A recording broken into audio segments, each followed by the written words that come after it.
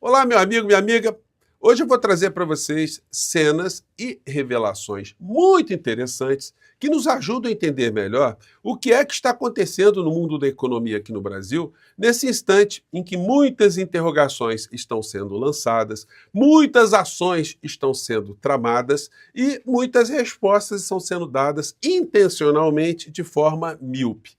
Eu vou conversar com vocês também, farei uma atualização do que anda acontecendo nesse universo em que algumas criaturas que se autoproclamam como membros de uma rataria estão passando nesse momento.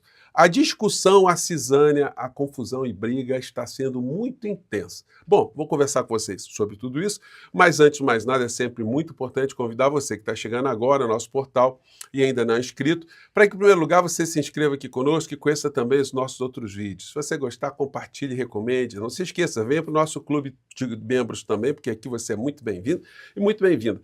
Gente, quero agradecer a vocês que estão compartilhando o vídeo anterior, onde eu coloquei uma música que está sendo muito comentada. Se você não escutou, escute e compartilhe à vontade, porque ela está animando muitas pessoas nesses tempos onde a gente às vezes não enxerga que a fila que está conduzindo inelegível para a cadeia está ficando cada vez mais vitaminada. Mais senhas estão sendo distribuídas e as pessoas que estão nessas filas estão mostrando aí que estão muito impacientes com a figura de quem está puxando a fila lá na frente. Parece que ele está travando a ida para a Papuda e as pessoas que estão atrás não querem ir, evidentemente. Matérias de hoje. Sem citar Bolsonaro, defesa de indiciados diz: todo mundo tem um chefe. Quer dizer com isso, os que já foram detectados, estão ali no relatório da Polícia Federal, vão pegar uma cadeia muito grande. E o que resta para essas criaturas? Dizer, como muitos dizem nas organizações criminosas, né?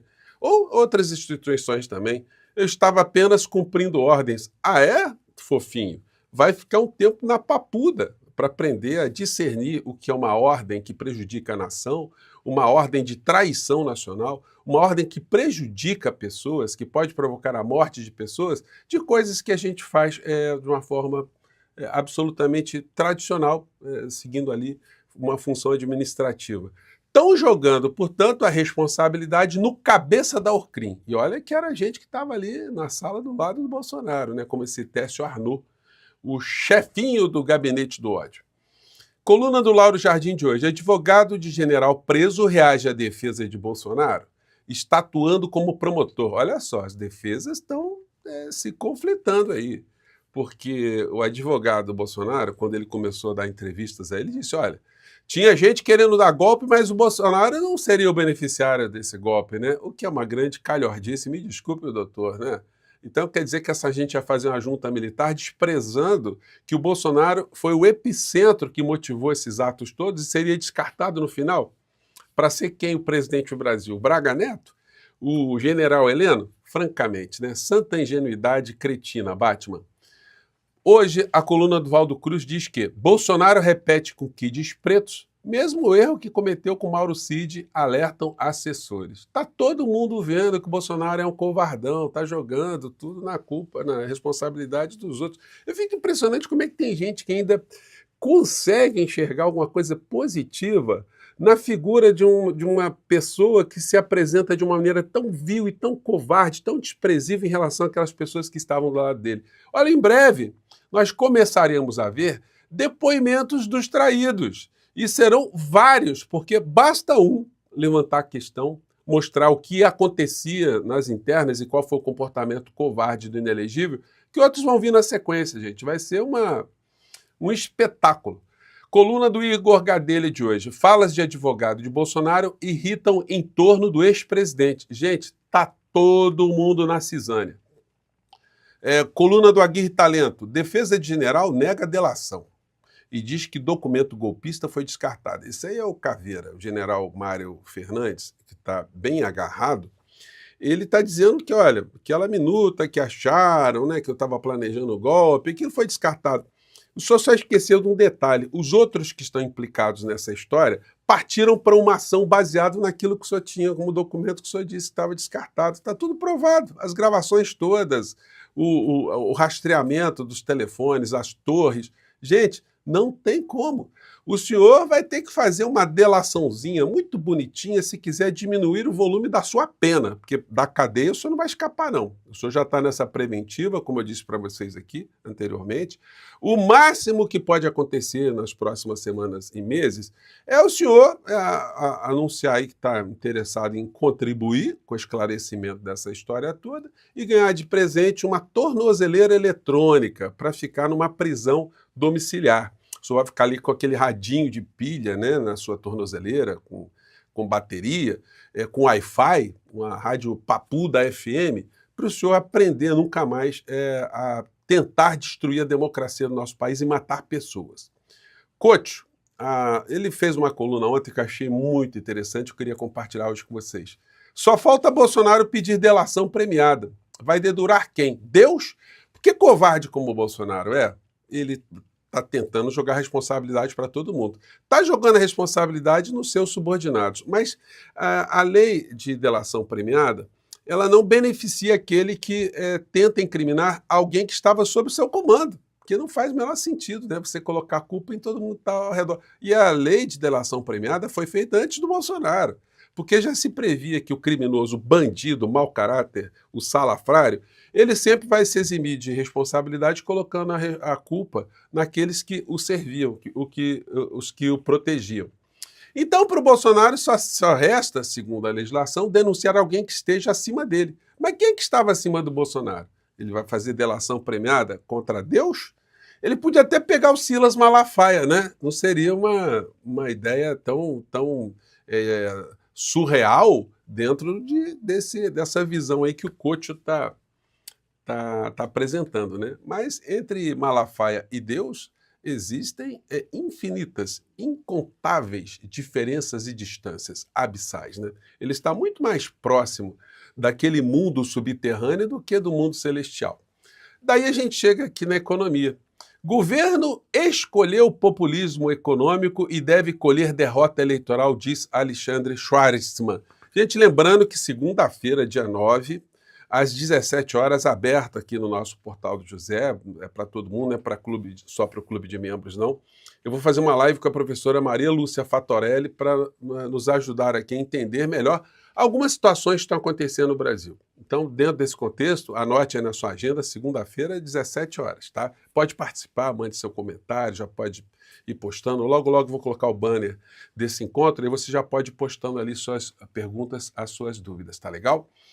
Bom, então, os jornalões todos estão atacando o governo Lula porque querem que o governo Lula siga uma pauta eminentemente do neoliberalismo que beneficie o grande capital aqui no nosso país. O que eles querem é isso aqui, ó, que o Lula, o governo Lula, simplesmente siga a cartilha do Milei, ou seja, arrebente com o salário mínimo, arrebente com direitos sociais. O governo deu até uma maneirada, né? Até apresentou uma proposta que dá uma comprimida no crescimento do salário mínimo, no máximo de 2,5%, acima da inflação aqui no nosso país, o que seria uma forma de agradar ao mercado sem arrasar, sem ferrar de uma vez por todas com qualquer tipo de perspectiva de aumento do salário mínimo, das recomposições também na aposentadoria, BPC, programas sociais. Mas eles não ficaram satisfeitos, não. Eles querem ver o achatamento, o massacre, o sangue total, que é o que o Milei está fazendo na Argentina, e aí recebe editoriais super elogiosos. Milei dá lição de disciplina fiscal para o continente. Então, Lula, Haddad, PT, forças progressistas, sigam o que o Milei está fazendo na Argentina. Joguem o povo brasileiro na miséria. Destruam o serviço público, tirem dinheiro da saúde, educação, universidades, cortem remédios para câncer, destruam os programas alimentares na Argentina. Aí sim, vocês terão, o governo, presidente Lula, o editorial lindo, maravilhoso, dizendo como o senhor é um altruísta, preferiu jogar o povo na miséria do que mexer com os paradigmas fiscais aqui no nosso país, né? Santa ingenuidade, santa picaretagem Batman. E o governo Lula teria que se explicitar, né, explicitar de uma forma mais forte, como eu tenho cobrado sempre, através de uma comunicação que não existe, O governo Lula não tem comunicação. Se alguém quiser saber alguma coisa do governo Lula, tem que buscar informação. O senhor Paulo Pimenta, infelizmente, ele é um cara super bem intencionado, mas em relação a uma comunicação proativa, está sendo absolutamente inútil. Me desculpem aqui ser tão direto, tão franco, eu converso sempre que possível com o Paulo Pimenta, a assessoria dele, mas se ele não consegue arrastar o presidente da República, que é o melhor comunicador que esse governo tem, para o embate político, para a disputa política, a posição política dele dentro desse governo é zero. Ele está ali simplesmente tentando cumprir algumas tarefas, mas do ponto de vista estrutural, zero. Me desculpe, Paulo Pimenta. Só vai me mudar a minha opinião quando a gente tiver, de fato, uma opinião, uma posição política desse governo que seja, de fato, esclarecedora, que seja no campo da disputa política. Porque o que acontece é isso, ó. Vocês não perceberam ainda que acontece isso aqui? O mercado financeiro acha que Bolsonaro vai ser preso, mas vota nele contra Lula, segundo a pesquisa da Quest. Gente, sabe o que acontece nessa pesquisa que lê no conteúdo? 80% das figuras que pertencem ao mercado votam no Bolsonaro, ou apoiariam o Bolsonaro, se ele viesse aqui, ó, aqui o texto. Mesmo assim, 80% optariam por votar em Bolsonaro contra o presidente Lula em 2026. Nesse momento, o político de extrema-direita está inelegível até as eleições de 2030. Então, isso é uma esquizofrenia, mas é uma demonstração que o governo Lula é adversário do mercado, pela visão deles, eles são adversários do governo e são inimigos do povo brasileiro, porque se o governo não adotar a política extremista que o assassino, o genocida, adotou aqui no nosso país com Paulo Guedes, mesmo que isso tenha custado a morte de mais de 750 mil pessoas, esse governo não vai ser aceitado por esse mercado, não. E os alertas são muito importantes, gente, por isso que a gente precisa estar muito antenado com as questões de economia e cobrar do governo Lula que venha para a disputa política. O que acontece aqui, ó, o André Perfeito foi entrevistado ontem na coluna do UOL e ele deu para a gente alguns dados extremamente realistas. Vamos acompanhar aqui. O estoque está tão grande que agora qualquer movimento, vamos dizer assim, um pouco mais deslizante, isso se traduz num déficit, não é nem primário a questão mais, o déficit é nominal. Nos últimos 12 meses se pagou só de juros nominais no Brasil, 890 bi. Não tem país que sobreviva desse jeito. De novo, o ajuste poderia ser para frente. Exemplo, por exemplo, da questão do IR. Ele discorre sobre isso e toca nesse ponto que ninguém está tocando, gente. Ninguém toca em juros da dívida. 890 bilhões. O senhor Haddad não fala nada disso, o governo não pauta nada disso, mas é um problema real. Gente, vamos ver aqui o que acontecia. Há muito tempo atrás, quando a nossa dívida era 5 vezes menor do que a que está hoje. Vou pegar aqui um vídeo do Enéas, que foi candidato, enfim, vamos colocar aqui. Central. Eu costumo falar nela, abordá-la, porque ela é a questão, do meu ponto de vista, raiz da qual decorrem todas as outras. São as taxas de juros com que se paga o serviço da dívida pública, hoje a interna é bem maior do que a externa, bem maior. A externa hoje é desprezível. E a interna já ultrapassa a cifra assombrosa de 1 trilhão. 1 trilhão de reais. 1 trilhão. É um número que, se alguém fosse contar sem parar. Ele estava assustado com 1 trilhão. Nossa dívida hoje é mais de 5 trilhões. Não fizesse nada, levava 30 mil anos para contar. Eu já fiz isso. É uma coisa assombrosa. Mas veja, as taxas de juros com que se paga o serviço dessa dívida teriam chegado a 180 bilhões. Dá mais de 3 vezes tudo que foi gasto com educação e saúde. Veja como é uma... Ele está chocado com o custo de 180 bilhões. Eu perdi a cifra final aqui. Nós estamos pagando 890, senhor Enéas. Seja lá onde o senhor esteja nesse momento, né? O seu espírito. Questão central. Não há dinheiro para nada, não há dinheiro para educação, não há dinheiro para... A resposta é sempre, não se pode mexer, não há verbas, não é? A resposta é geral, não há recursos. Mas como dizer que não há recursos se uma parte dos juros é reinvestida na dívida? Veja que coisa estranha, quanto mais se paga, mais se deve. Sua Excelência, presidente Fernando... Gente, é um negócio que é escamoteado, é escondido pela grande mídia.